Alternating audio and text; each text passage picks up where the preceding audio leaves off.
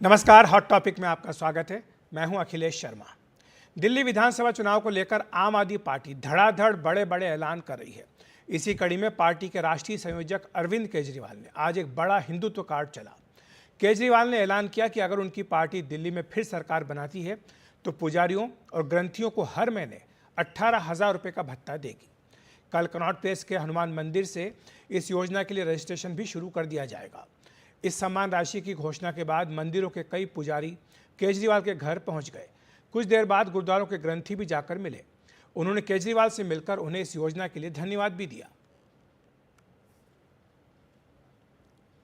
हमें खुशी इस चीज़ की उन्होंने कम से कम हमें बुलाया है और हमें लोग आश्वासन दिया है। ये संसार अनंत है, इसका कोई पूर्ति नहीं कर सकता है। कितना भी मिल जाए वो अपूर्ण है। पूर्ण केवल भगवान है, उनका नाम लें वो पूर्ण है। पैसों से पूर्ति नहीं होती है। वो जो काम करते हैं और जो उन्होंने वायदा किया है वो जरूर पूरा करते हैं, इसमें कोई शक वाली बात नहीं है। बाकी जो ये भगवान इनको ऊपर के लिए जो वाहिगुरु इनके ऊपर चढ़ती कला बख्शे और ये मतलब सेवा करें और अरदासें सुने, और इनके लिए हम तो यही अरदास करेंगे भगवान इनको हमेशा के लिए चढ़ती कला रखें। वहीं केजरीवाल के ऐलान पर बीजेपी ने कहा कि अब तक केवल मौलवियों की चिंता करने वाले केजरीवाल को जब अपनी जमीन खिसकती दिख रही है तो राम याद आ रहे हैं। आज जो योजना का मैं ऐलान करने जा रहा हूं, इस योजना का नाम है पुजारी ग्रंथी सम्मान योजना। इस योजना के तहत मंदिरों में भगवान की पूजा करने वाले लोगों को पूजा करवाने वाले पुजारियों को और गुरुद्वारे में ग्रंथियों को हर महीने सम्मान राशि देने का प्रावधान है। लगभग 18,000 रुपये महीना इनको सम्मान राशि दी जाएगी हमारी सरकार बनने पर। पिछले 2013 से इन्होंने मौलवियों को तनख्वाह देनी शुरू की थी। अब तक 58 करोड़ 30 लाख कितने हजार है 90,000 रुपये ये दे चुके हैं। तो अब मंदिर के पुजारी ये पूछेंगे अरविंद केजरीवाल, वो 58 करोड़ 30 लाख 90,000 रुपये जो तुम बांट चुके हो 2013 से लेकर आज 2024 तक, तुम्हें हम पंडितों और ग्रंथियों की याद क्यों नहीं आई? आज जब चुनाव याद आने लगे सर पर और जमीन खिसक रही है तो तुम्हें राम राम याद आ रहा है। दिल्ली के इमामों के लिए 18,000 रुपये महीने की योजना भले ही पहले से चल रही हो, लेकिन ये इमाम कई महीनों से पैसा न मिलने की शिकायत भी कर रहे हैं। इसे लेकर दिल्ली वक्फ बोर्ड के इमामों ने केजरीवाल के घर के बाहर आज प्रदर्शन भी किया। ऑल इंडिया इमाम एसोसिएशन के चेयरमैन साजिद रशीदी ने कहा कि कई बैठकों के बाद भी अब तक कोई समाधान नहीं निकला है। उन्होंने चेतावनी दी कि 240 इमामों की सैलरी जल्द नहीं दी गई तो वे अनिश्चितकालीन धरने पर बैठेंगे। 17 महीने हो गए और एक दिन के बाद 18 महीने हो जाएंगे। हमारी तनख्वाह नहीं मिली है और हम पिछले 6 महीने से बराबर प्रयास कर रहे हैं। मुख्यमंत्री से मिले हैं, एलजी से मिले हैं, अश्वनी कुमार से मिले हैं जो एडमिनिस्ट्रेटर हैं, जो पूरी दिल्ली को देख रहे हैं। छोटे बड़े जितने भी अफसर हैं उन तमाम लोगों से मिलकर हम परेशान होकर यहाँ आए हैं ताकि अरविंद केजरीवाल से भी पूछें कि भाई आपकी पार्टी, आपकी सरकार हमें सैलरी क्यों नहीं दे रही है। हालांकि जब दिल्ली सरकार से आज इस बारे में पूछा गया तो कहा गया कि इसे जल्दी जारी कर दिया जाएगा। दिल्ली के इस दंगल की बात करें तो पिछले कुछ हफ्तों में केजरीवाल 3 बड़े दांव चल चुके हैं। महिलाओं के लिए उन्होंने 2100 रुपये प्रति महीने का ऐलान किया है। वहीं बुजुर्गों की बात करें तो संजीवनी योजना में मुफ्त इलाज का वादा किया है और अब पुजारी और ग्रंथियों के लिए 18,000 रुपये महीने की बात कही है। आपकी इन योजनाओं और इसके हिंदुत्व कार्ड को लेकर बीजेपी की काउंटर स्ट्रेटेजी क्या होगी और क्या वाकई आम आदमी पार्टी का ये हिंदुत्व कार्ड चल पाएगा, इसी पर चर्चा करने के लिए हमारे साथ 2 खास मेहमान जुड़ रहे हैं। आरपी सिंह साहब हैं, प्रवक्ता बीजेपी के, ऋतुराज गोविंद झा साहब हैं, प्रवक्ता आम आदमी पार्टी के। आप दोनों का बहुत बहुत स्वागत है एनडीटीवी इंडिया पर। आरपी सिंह जी, शुरुआत आपसे करूंगा। क्या आपको लग नहीं रहा है कि जो बीजेपी की स्ट्रांग पिच है, जिसको हिंदुत्व को लेकर बीजेपी आगे चलती है, उसी पर अब अरविंद केजरीवाल खुलकर खेलने के लिए आ गए हैं? देखिए, झूठ और पाप की हांडी लंबी चलती नहीं, ज्यादा देर चलती नहीं। एक बार चल गई, 2 बार चल गई, हर बार चलने वाली नहीं है। पहली बात ये समझे। इन्होंने कहा 2100 रुपये हम देने जा रहे हैं। जरा मार्च के महीने की इनकी प्रेस स्टेटमेंट देख लीजिए, कहा कि हमने कैबिनेट में पास कर दिया 1000 रुपये महीना देंगे। तो मार्च से लेकर दिसंबर तक 9,000 रुपये तो पहले वो दें, और जो पंजाब की बहनों का 33,000 रुपया जो पेंडिंग है वो दें। तो ये लोग इन पे यकीन करेंगे। नहीं तो बोलते रहे क्या है, वाईफाई फ्री, देखिए चक्कर शायद वाईफाई फ्री आ रहा हो कहीं पे। अरे दिल्ली में कहते हैं पानी फ्री है, मेरा चैनल सरकार कह रहे केजरीवाल साहब जहाँ खुद रहता है, जहाँ उनकी विधानसभा है, वहाँ की विधानसभा की झुग्गियों में जाकर पीने का पानी पी ले। नहीं होता तो मेरे आ जाए गैर सुदाम, बहरी कॉलोनी, ये 85 सोनिया गांधी कैंप, राजीव गांधी कैंप, किसी एक के झुग्गी झोंपड़ी का पानी पीने और एक हफ्ते बाद इलाज मैं करा दूंगा। कोई सरकारी अस्पताल में इलाज होता नहीं आजकल। तो क्या कि झूठ की रेवड़ी जितनी मर्जी पकाते रहे। और दूसरी बात, इन्होंने कहा कि हम पुजारियों को, ग्रंथी साहब को हम मेहनताना या कुछ भत्ता देंगे, महीने का कुछ समान राशि देंगे। तो यार पिछले 10 साल की निकाल कर दे दे पहले, वो दे दे। अब तक क्यों, अब चुनाव के समय सब कुछ क्यों याद आ रहा है? 10 साल तक थे ना मुख्यमंत्री, तब तक तो सिर्फ इमामों को दी इन्होंने, वो भी शायद आजकल पता लगता है शायद दे नहीं दे, ऐसी कोई जानकारी आ रही है। परंतु वह देना सबको दें, जब देनी हो सबके लिए दें। फिर ये क्या कि अभी देंगे, जब चुनाव के बाद देंगे, ये सब चलने वाला नहीं है। मूल बात एक है, दिल्ली की जनता जब भी ये कहीं जाते हैं उनको भ्रष्टाचार याद आता है, उसको कवर अप करने के लिए अभी नई नई रेवड़ियां बांट रहे हैं। उन लोगों को एक के साथ एक बोतल याद आती है जो फ्री की उन्होंने बांटी थी। उनको अपने मंदिरों और गुरुद्वारों के बाद जो बगल में शराब के ठेके खुलवाए थे वह याद आते हैं। जी ऋतुराज जी, आपने सुना आरपी सिंह कह रहे हैं कि यह सिर्फ झांसा देने की कोशिश हो रही है। देखिए, देश के अंदर में एकमात्र नेता है अरविंद केजरीवाल जी, जिन्होंने समाज के उस वर्ग के बारे में सोचा है जिसके बारे में आज तक किसी ने नहीं सोचा। आप सोचिए कि हमारे जो ग्रंथी हैं या हमारे जो पुजारी हैं, ये समाज के इतने महत्वपूर्ण व्यक्ति होते हैं जो दुख में, सुख में, हर जगह पर इनकी एक अहम भूमिका होती है। और रही बात देने की, तो मैं आपको बता देना चाहता हूं कि केजरीवाल जी ने कहा कि दिल्ली के लोगों को 200 यूनिट फ्री बिजली देंगे, उन्होंने दिया। केजरीवाल जी ने कहा कि बच्चों को अच्छी शिक्षा देंगे, उन्होंने दिया। केजरीवाल जी ने कहा कि मैं मोहल्ला क्लिनिक बना करके फ्री दवाइयां दूंगा, उन्होंने दिया। केजरीवाल जी ने कहा कि बहनों के लिए फ्री बसेस का इंतजाम करूंगा, उन्होंने किया। केजरीवाल जी ने कहा कि महिला सम्मान योजना दूंगा, उसको वो करेंगे। केजरीवाल जी ने कहा कि संजीवनी योजना के तहत बुजुर्गों का इलाज, चाहे बड़ा से बड़ा अस्पताल हो, कितने भी पैसे लगे, वो मैं करवाऊंगा, वो करवाएंगे। अगर केजरीवाल जी ने कहा है, केजरीवाल जी ने गारंटी दी है कि पंडितों को, जितने भी हमारे पुजारी हैं, ग्रंथी हैं, उनको 18,000 रुपया महीना सम्मान राशि दिया जाएगा। तो आप ये समझ लीजिए कि दिल्ली के सभी पुजारी और सभी ग्रंथियों को ये विश्वास है, पूर्ण विश्वास है कि अगर केजरीवाल जी ने कहा है तो केजरीवाल जी जरूर करेंगे। लेकिन ऋतुराज जी जो इमाम हैं, इमामों को तो विश्वास नहीं है, क्योंकि इमाम आज पहुंचे थे ये कहने के लिए कि 17 महीने से जो वादा किया गया था वो नहीं मिला है।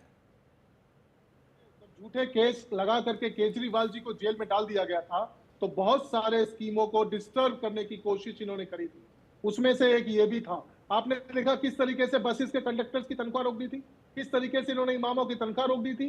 तो धीरे धीरे जब से केजरीवाल जी आपको आए हैं बाहर, तब से लगातार धीरे धीरे सारी चीजों को सॉर्ट आउट कर रहे हैं। आप चिंता मत करो, इनकी भी जो तनख्वाह का मैटर है बहुत जल्दी सॉर्ट आउट कर लिया जाएगा। ठीक है। सवाल सबसे बड़ा ये है अखिलेश जी, कि सबसे बड़ा सवाल ये है कि भारतीय जनता पार्टी, जो कि केजरीवाल जी के काम का मुकाबला नहीं कर सकती है, वो केवल और केवल कमियां निकालती है। आज 20 राज्यों में सरकार है इनकी, एक भी राज्य मुझे बता दो जहां पे पुजारियों को, ग्रंथियों को किसी तरह का सम्मान राशि दिया जाता हो।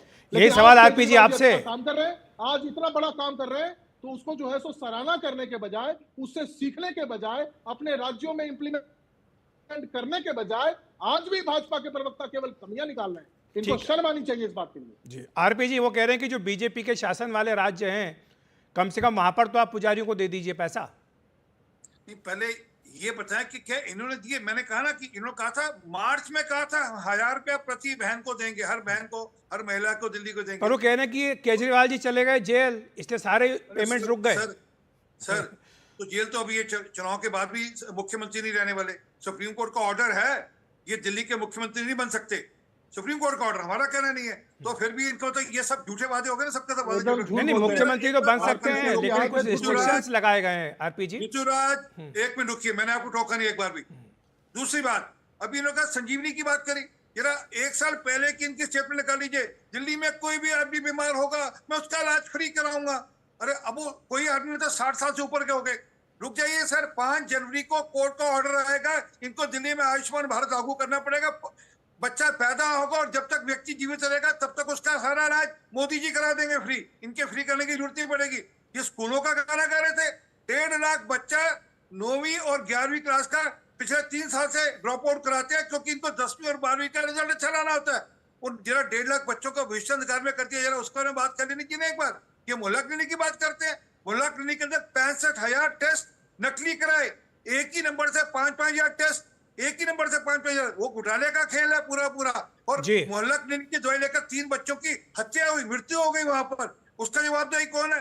ये किसकी बात करते हैं? असल में क्या है, झूठ की हांडी है, वो पाप की हांडी है, बार बार चढ़ने वाली नहीं। जब भी ये कहीं जाएंगे, दिल्ली की जनता सिर्फ एक बात कहती है और एक ही बात याद करती है, वो ये है, वो उनको ये शराब की बोतल याद आती है कि ये अरे ये आप क्यों शराब का विज्ञापन यहाँ पर कर रहे हैं? छोड़िए ना आरपीजी, सब जानते हैं इसके बारे में। तो मामला कोर्ट में चल भी रहा है। अरे पर बात समझिए ना, ये लोग जहाँ जाते हैं इनको देखकर यही याद आता है, गुरुद्वारों और मंदिरों के बाहर शराब की दुकान। ठीक है, लेकिन ऋतुराज जी जी ठीक है, मैं ऋतुराज जी को जानना चाहूंगा। एक के बाद एक कई सारे आरोप लगा दिए हैं और जाहिर सी बात है कि विपक्ष में है तो सरकार के कामकाज पर तो सवाल पूछेंगे ही। लेकिन मैं आपसे ये जानना चाह रहा था कि अरविंद केजरीवाल जी तो कहते थे कि हम जो बुनियादी मुद्दे हैं, शिक्षा, स्वास्थ्य, रोजगार, पानी, बिजली, इस पर हम चुनाव लड़ रहे हैं, अपनी सरकार की परफॉर्मेंस पर चुनाव लड़ रहे हैं। तो फिर अब इसमें ये हिंदुत्व के, धर्म से जुड़े मुद्दे लाने की क्या जरूरत पड़ गई? अखिलेश जी, अरविंद केजरीवाल और आम आदमी पार्टी एकमात्र ऐसे नेता है जो कि पूरे देश के अंदर में अपने काम के नाम पर वोट मांगते हैं, काम की राजनीति करते हैं। और इसीलिए कह रहा हूं कि भारतीय जनता पार्टी पूरी तरह से डर गई है, बौखला गई है, चुनाव में हार मान चुकी है।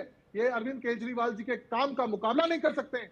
आज 20 राज्यों में इनकी सरकार है, एक भी सरकार ऐसी बता दो जहां 24 घंटे बिजली मिलती हो, फ्री बिजली मिलती हो, महिलाओं को फ्री बसेस मिलती हो, अच्छी शिक्षा मिलती हो, बेहतरीन स्कूल व्यवस्था हो, जहां पर मोहल्ला क्लिनिक्स हो, दवाइयां फ्री मिलती हो, बसेस फ्री हो, और ये संजीवनी योजना हो, 2100 रुपया महिलाओं को सम्मान मिलता हो, या फिर जो पुजारियों और ग्रंथियों को 18,000 रुपया महीना देने की जो बात करी है। इतना बड़ा पुण्य का काम किया है, इतना बड़ा पुण्य का काम किया है। मेरे पास खुद सैकड़ों पुजारियों का, मंदिरों के पुजारियों का फोन आ गया है कि पूरे देश के अंदर में अरविंद केजरीवाल जी वो पहले नेता हैं जिन्होंने इतना बड़ा काम किया, इतना बड़ा काम किया। ठीक है, इन भाजपाइयों ने तो कभी सोचा भी नहीं था। और हम तो अरविंद केजरीवाल जी ने यह भी कहा है कि इनको भी इससे सीखना चाहिए। अपने राज्यों में बीजेपी और कांग्रेस को भी पुजारियों का, ग्रंथियों का सम्मान करना चाहिए। केवल हिंदुत्व नहीं करना चाहिए, उनके बारे में सोचना भी चाहिए, क्योंकि समाज के सबसे महत्वपूर्ण लोग होते हैं पुजारी और ग्रंथी, जो कि सुख में, दुख में, मुंडन में, उपनयन में, श्राद्ध में, हर चीज में जो है तो इनकी अहम भूमिका होती है। इनका सम्मान करना मतलब भगवान का सम्मान करने के बराबर है। ओके, तो ये ऋतुराज जी ने कहा कि आरपी जी, तो क्या लग रहा है, क्या बीजेपी भी ये करेगी? बीजेपी भी करेगी ये वादे? अखिलेश एक मिनट यार, इनसे पूछिए मनीष सिसोदिया ने राम मंदिर के बारे में क्या कहा था।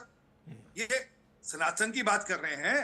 यार इनसे पूछिए अरविंद केजरीवाल ने क्या कहा था। मेरी नानी ने मना किया है मंदिर नहीं बनाना, वहां पर मस्जिद तोड़ दी, इसलिए मंदिर नहीं बनाना। आप सनातन की बात करने चले, ये तो राम मंदिर विरोध करेंगे। एक मिनट ऋतुराज, जब भी शांति से सुनना सीखो, मैंने टोका नहीं आपको एक बार भी। बात करते हैं ऋतुराज, राम मंदिर की बात करते हैं, केजरीवाल जी के काम का मुकाबला नहीं कर सकते। काम की बात, राम मंदिर के पुजारियों को भी आप मुझे बताइए, आप राम मंदिर के पुजारियों को देंगे पैसा?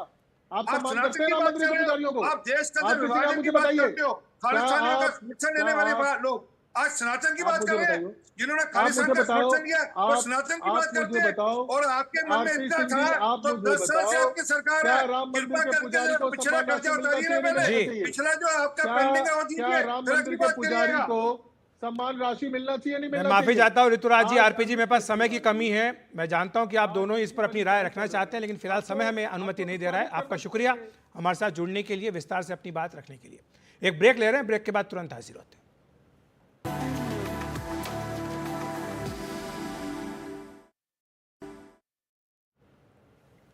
दिल्ली विधानसभा चुनाव से पहले वोटर लिस्ट से नाम काटने और जोड़ने के मुद्दे पर आम आदमी पार्टी और बीजेपी में सियासी जंग छिड़ी है। दिल्ली बीजेपी अध्यक्ष वीरेंद्र सचदेवा ने आज हमला बोलते हुए कहा कि नई दिल्ली विधानसभा में अपनी जमीन खिसकती देखकर अरविंद केजरीवाल अब वोटर लिस्ट पर रो रहे हैं। वहीं बीजेपी के पूर्व सांसद प्रवेश वर्मा ने केजरीवाल को घेरते हुए कहा कि दिल्ली विधानसभा क्षेत्र में हर महीने वोटर लिस्ट से 1000 नाम कट जाते हैं। उन्होंने आरोप लगाया कि आम आदमी पार्टी के लोग बीजेपी के मतदाताओं के नाम कटवा रहे हैं और ये सब पिछले 5 साल से चल रहा है। प्रवेश वर्मा ने कहा कि मकान संख्या 0 में 144 लोग रहते हैं, ये कैसे संभव है? ये लोग आते हैं, वोट डाल के फिर कहीं चले जाते हैं। प्रवेश वर्मा ने कहा कि नई दिल्ली विधानसभा में केजरीवाल कैसे जीत रहे हैं, ये अब दिखाई दे रहा है। आज मैं एक बेहद महत्वपूर्ण घोषणा करने जा रहा हूं।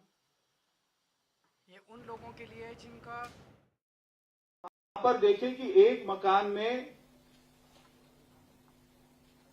कोई एड्रेस नहीं है, वहां पर 144 लोग कहां से रहते और वो आते थे वोटिंग डे और वो यहां पर वोट डालते थे और चले जाते थे। ये उनका काम था। अब ये कौन लोग थे, इनके बारे में तो केवल अरविंद केजरीवाल जी ही बता सकते। ये कौन लोग हैं, कहां से आते थे, वोट डालकर कहां चले जाते थे। तो ये मैं सारे डॉक्यूमेंट, ये सारे पेज मैं अरविंद केजरीवाल जी को दिखाना चाहता हूं कि इनको एक बार देख लीजिए। मैं आपके घर में भेज देता हूं। अरविंद केजरीवाल जी, इनकी जांच कर लीजिए और इनके बारे में आपको क्या कहना है उसके बारे में मैं आपका जवाब सुनना चाहता हूं। अरविंद केजरीवाल किससे खेलना चाहते हो? हम कह रहे हैं सब चीजों की जांच होनी चाहिए और नई दिल्ली की भी जांच जब हो तो भाभी की भी जांच होनी चाहिए। और फॉर्म 7 क्योंकि 23 तारीख के बाद रुक गया, वोट काटने की बात नहीं हो सकती, तो इसलिए ये बाढ़ आ रही है एकदम। कैसे वोट बनाए जाए, कैसे इनको जोड़ा जाए, और सब बॉर्डर एरिया के आसपास जाना है। बाकी जगह भी है, कहीं 1000 है, कहीं 2000 है, लेकिन बॉर्डर एरिया के पास एकदम 70 की 70 विधानसभा में कर रहे हैं। तो हॉट टॉपिक में आज इतना ही। नमस्कार।